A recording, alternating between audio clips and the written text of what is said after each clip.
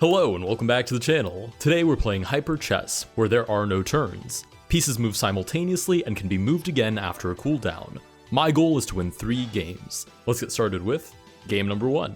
Alright, we're here on the homepage of Hyper Chess. I have changed my settings to use the oak pieces, because the other option was marble and I just feel like it blends in a little too much, but I do like the oak pieces. So we're going to play with these. Also, I have to give a quick shout out to the soundtrack. It's absolutely sick. Anyways, I guess we'll play local first, which means basically in-house I play against myself, but I just want to get a feel for how the interface works and make sure that I actually understand all the rules. Okay, cool. And then the other person has to select what they want to be, but there is no other person. It's just me. Oh, it seems like we have a limit on the number of moves we can make at the same time. And then after that move is made, it replenishes. Okay, interesting. We'll do a little pseudo force mate, and I can't move the same piece while it's in motion, but I can move it again after. The last question I have is whether or not this is a king capture variant. I guess I shouldn't be making other moves. Oh, that's a funny little animation. The knight just flying away.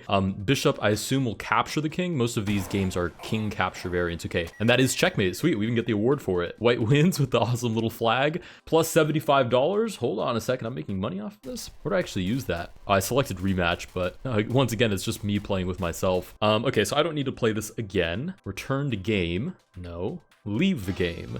Boom. Play online. I guess I'm going to host, or rather maybe I should see if I can join somebody else's game.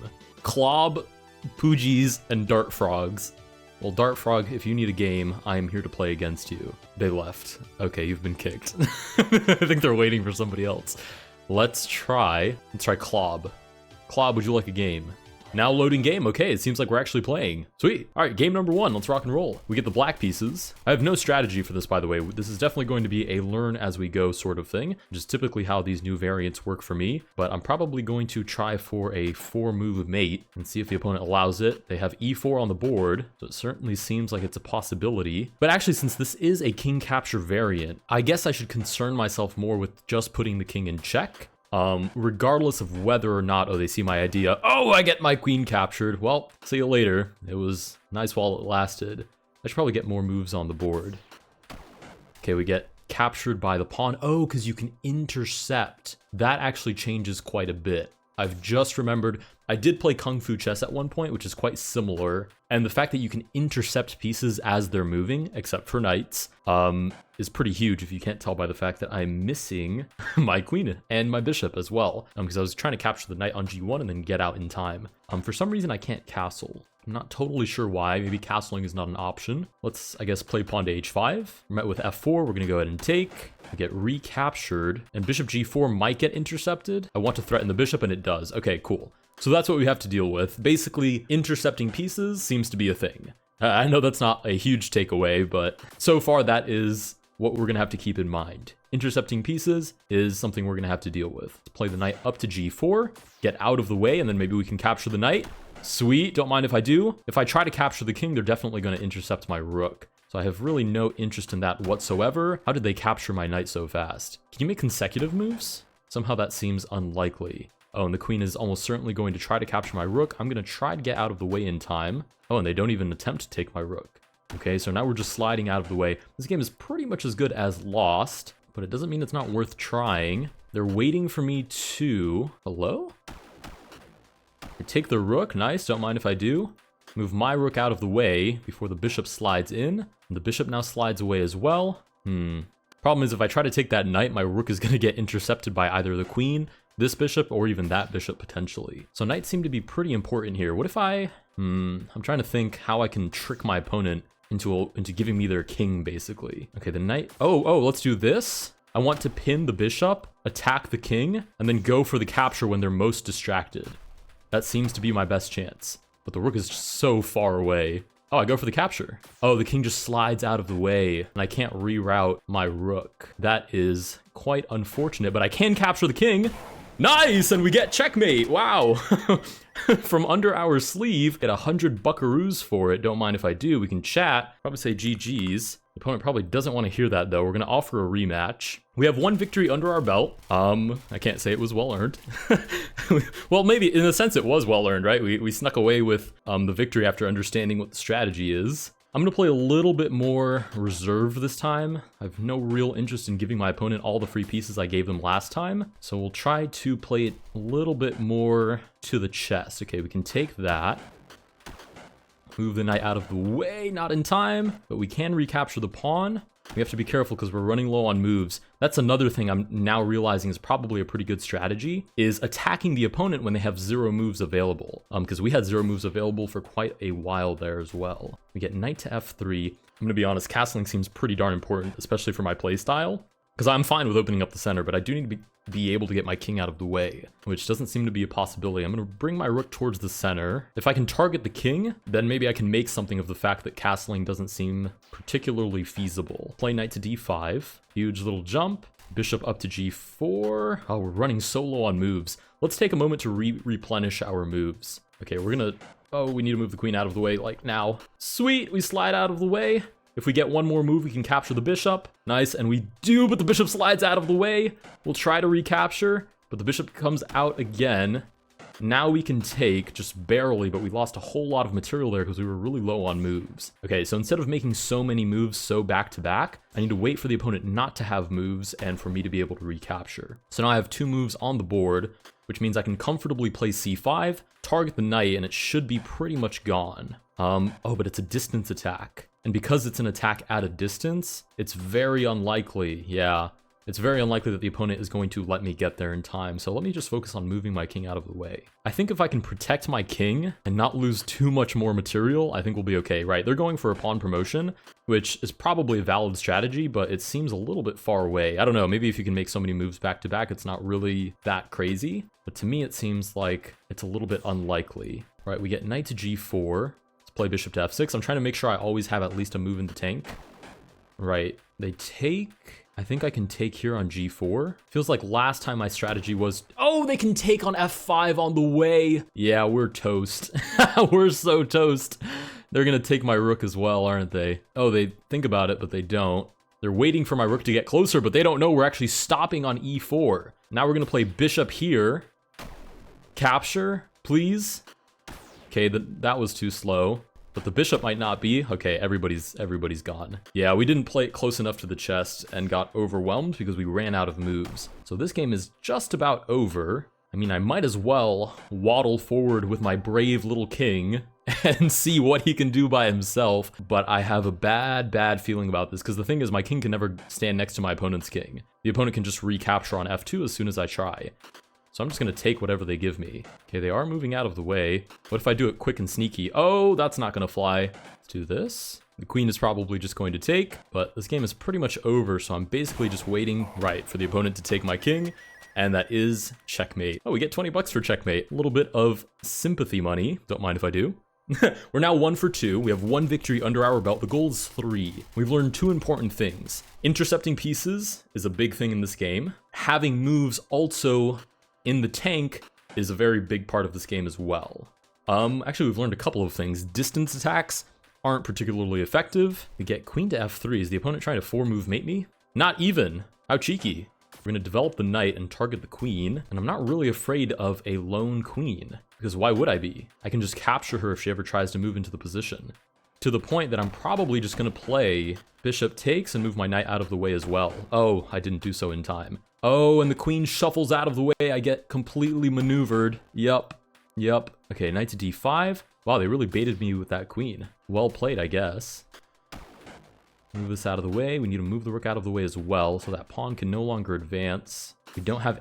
Once again, we have no moves left in the tank. I think the opponent might even be looking for when my move hits 0 to know when I've played my move, which is a very smart strategy and one that I should probably adopt. Okay, what do we do here? Bishop here, queen here, knight moving towards the center seems pretty likely. When I see the knight jump again, I'm going to move my queen out of the way. But in the meantime, we're recharging our moves. Yeah, look at the opponent just recharging their moves as well. Playing everything nice, calm, and collected, which is definitely what I should have been doing. Yeah, the knight moves up. We're going to slide the queen out of the way, but not in time. Now we're losing that rook as well.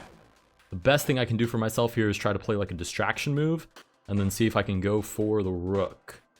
Let's play pawn to h5. Oh, and I don't have any bonus moves. Oh, but I can take the queen. No, because I don't have a move. There we go. We've taken the queen. Redemption. Doesn't actually do anything for our position, but as soon as we get that move back, we can capture the knight as well. And the opponent does take back. Okay, let's do this. We're going to offer them a pawn. And should they take it, that gives us... Oh, it doesn't give us enough time. Okay, we're just going to have to take back. But if the king stays in check and the opponent uses up all of their moves, there's a small opportunity for us potentially to capture the king while the opponent is recharging. We'll move the king up, target the bishop. Basically, we're doing a pretty much nothing burger sequence of moves in order to distract the opponent from our real purpose. Play d5, c5 to follow. We're cutting it really close on the moves here. We are put in check. It's not actually a threat. Play pawn to d4. I just want to move pieces closer to the opponent's king than whatever they're comfortable with. Oh, and we get captured. Okay. Let's move the king up to c6. Might as well get ourselves out of check. Target the bishop, and the bishop moves to e5. We're going to play king to c5 to defend it. Now we should get our move before the opponent does, which means we can capture the bishop. Nice. We're getting closer to the king, but I don't know if it's concrete progress or mostly imagination on my part. Rook to e5. Oh, maybe I should have tried to attack on the second rank. That probably would have allowed us to get a little bit closer. Yeah, we're going to move the king out of the way. I think I'm playing this a little too much like normal chess still, where I'm worried about like discovered attacks and whatnot. Where in reality, it's really just a matter of finessing their turns. Yeah, they take. Is there any universe in which I capture the king? Okay, they move their pawn forward, but my move recharges just in time. No, it doesn't. But I think I get to move before they do, so I can still capture the queen just in time. Very, very, very close call, however. Okay, bishop moves past us, which is interesting. All the way past us, in fact. a6. Let's try to get nice and close and personal with the enemy king. And in some world, they use up their moves. Ah, but they move the king back. Okay. I was going to say, in some world, they use up their moves, and we manage to launch a successful attack. They don't. Move the king a little bit closer. We're still playing with less moves than the opponent, unfortunately. The opponent has now loaded up a bunch of different moves. We move the king just out of the way, but they're going to be able to capture... Oh, no! They move the rook past. Interesting. All the way past, in fact. Rook here, and I'm looking to capture the pawn, which I managed to get away with. And now I'm going to try to capture the king. Oh, the king moves out of the way. Fair play. But what if we do a double duty attack? Oh, rook gets to move. Nice, and we capture the king to win game number 3. Second victory under the belt. Okay, to be fair, terrible play. We have 2 victories under our belt, 2 of 3 by some miracle. What do I need to improve on? I need to not run out of moves as quickly, and I need to try to figure out how my opponent is trying to bait me, which is going to be difficult because I'm not familiar with what constitutes a tactic in this variant. They're developing the queen again, which translates to me into don't make any rash decisions. Keep as many moves on the board as possible. I have 3 loaded in the chamber at the moment, so nothing to be afraid of. We're going to develop the knight, target the queen, and sort of like regular chess, we're going to try and punish the opponent for developing the queen too early. That's fine. We're going to play g6. We're going to target the queen, who's going to have to move back. Nice. We're going to play bishop to g7. These long-range attacks are not going to bait me anymore because they're going to try to capture my bishop on the way. We get pawn to g4. I'm going to jump the knight out of the way. Holy smokes. Whoa, whoa, whoa. Extremely fast captures. I still don't understand how they're making those back-to-back captures. That seems like a pretty important mechanic to understand. Let me try to move the king back-to-back. I guess they're just very fast clickers.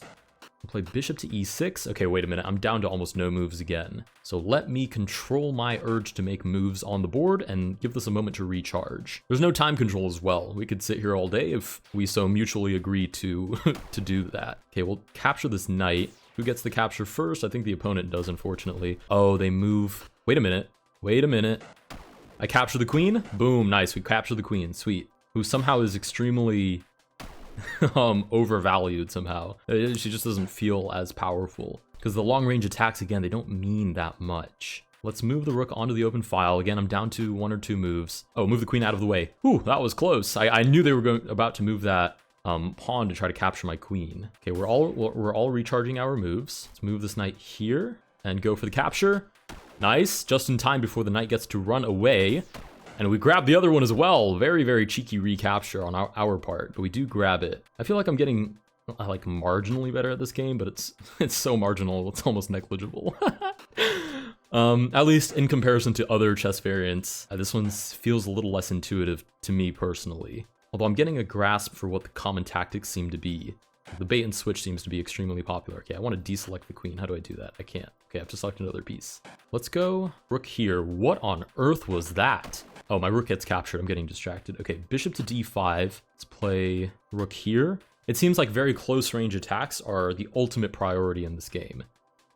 I'm gonna play queen to e6, because even trying to cross directly to f5 is dangerous because of the dark squared bishop, who happened to move out of the way, but what is happening?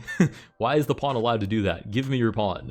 Stop moving your pawn suspiciously and give it to me. We're gonna move the bishop up. We're gonna try to put the king in danger, right? They're baiting me into playing queen to e3, but doesn't that just work? Because the bishop there's no way the bishop gets there in time. Oh, it's because the king moves out of the way faster than the queen. Oh, that makes way more sense. This player is very good at this game. Like very, very good. It's a miracle we've won 2 of them, to be honest. Start moving the bishop out of the way as well. We're gonna reroute the king, stand guard at this pawn basically, but also allow this rook to come into play. Because at the moment, this rook is stuck defending the pawn, and to us, that's worth pretty much nothing. Oh, we try to capture the pawn, but it moves out of the way, and they do capture our king. Okay, I honestly feel better about that one than any of the other games we've played. I did get baited ultimately, but I feel like we played it the way you're actually supposed to play it. Well, until we got baited, but that's part of the game. All right, we have 2 victories under our belt. We are 2-4-4 at the moment. The goal is to win 3. I think we should do the exact same opening. I might even inconspicuously develop my bishop early. I was gonna say, in case they had any interest in developing the queen. Let's see, we'll develop the knight as well. We'll capture. Oh, the opponent is getting us with these back-to-back captures again. Oh, but we managed to capture the pawn just in time. Holy smokes, that was absolutely unsettling. Let's play this. I need to be very, very quick. I have more moves than the opponent does, rather. Okay, we'll try to go for the capture. Okay, they eliminate each other. I'm not too mad about that. Develop the knight as well. Try to see exactly what plans the opponent has for the position. Excuse me, where is that queen going? We're gonna target her with the rook. The knight is developing, which I think means I should cover b5, since that seems like a pretty natural square. What do we do here? We have to be ready to capture that pawn. It's definitely trying to move to b5. c5 is no worry though. We have all 4 moves. We go ahead and capture. We'll capture again, and we'll capture the queen. Sweet, move the pawn out of the way. If you just let me capture the king, I was gonna say I would be forever in your debt. But let's develop the queen. I think we're still in a very, very good spot here. We just have to be worried about the fact that we don't have a lot of moves. And that's why we got away with all of that, is because the opponent didn't have any moves left. Okay, knight tries to attack the queen. We'll move her out of the way. I'm also interested in moving the king out of the way, actually. Knight moves to e5, not really a concern. Everywhere that knight can move, I can pretty much recapture immediately. Move the queen out of the way. We now have some direct attacking ideas. Let's try f5 on for size. Opponent seems very invested in targeting the queen. I'm just gonna make a bunch of attacking moves against the enemy king. Nice. Pawn is right there, and we do capture the king. I hope you guys appreciate that little distraction tactic. Queen on d4 to play g5. Of course, en passant was a real concern, and getting the queen captured immediately after was also a big concern. But with that, we do manage to win all 3, or rather, a total of 3 games of the 5 that we did play. Oh, back to this music. This is like the perfect celebratory music. It reminds me of like, what is it? Like those anime intros. Honestly, fire. Anyways, if you guys did enjoy this video, please consider liking and subscribing. Check out Hyper Chess on Steam. Pretty fun game that I will probably revisit in the future, because I don't feel like I was able to uncover everything that I really wanted to, but that will be all for today. If you guys did enjoy this video, please consider liking and subscribing, and I will see you guys in the next one.